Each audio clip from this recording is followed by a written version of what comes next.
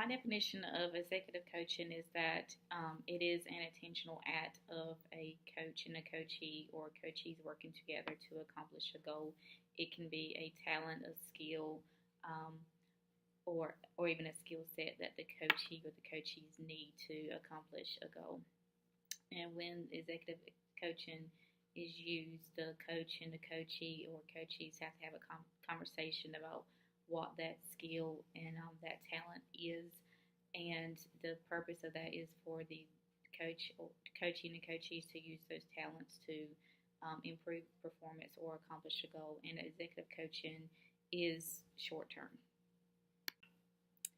Something that I encountered with my executive coaching process is resistance to the process. And I encountered this initially because at my first meeting with my coachee, there was some resistance to what the goal of the coaching relationship was.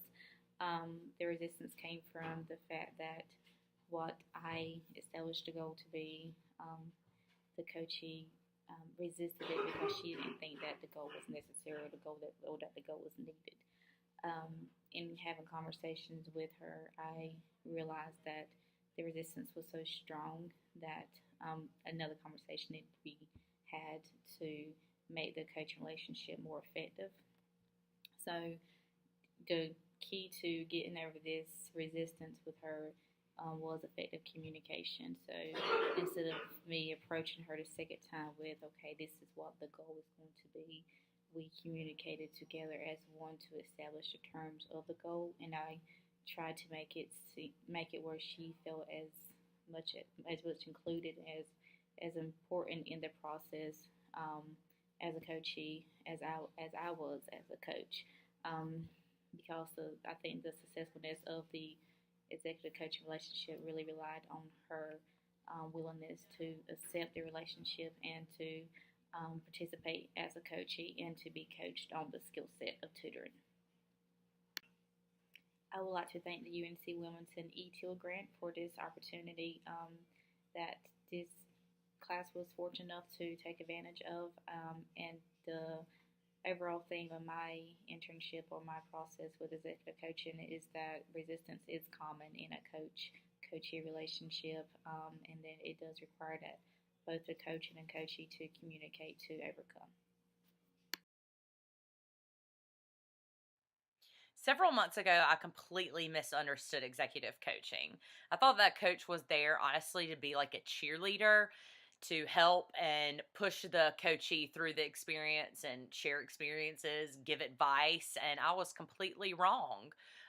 Through this course and my project that I did, I realized and learned that the coach is there not to give advice, not to share experiences, and they're there literally to act as almost like a tutor or instruct them, uh, instruct the coachee to help them accomplish their end goal.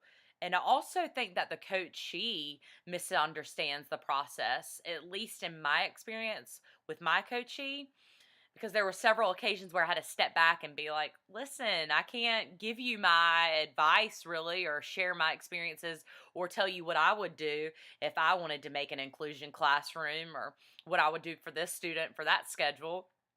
So that was really difficult, and it was difficult for her as well.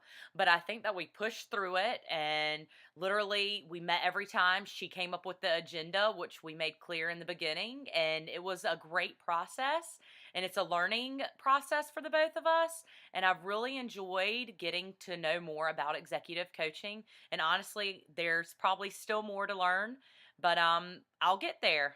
And I really enjoyed it, and I hope that you enjoy part 3 of our project.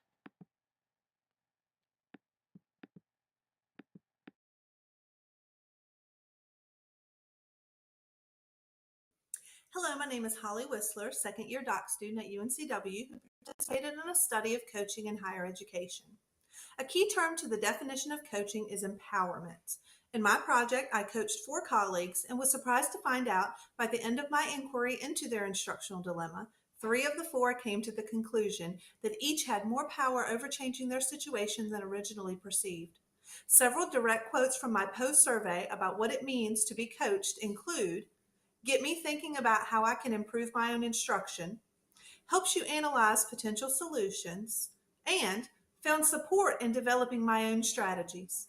Coaches, therefore, empower professionals to find their own solutions when faced with a dilemma. The greatest responsibility a coach has is to create space in which professionals feel comfortable sharing and thinking out loud. Organizations that wish to go from good to great should foster these kinds of coaching relationships. My group would like to thank ETEAL for the wonderful opportunity to apply coaching, mentoring, and self-mentoring strategies that we learned about the entire semester. Once again, thank you.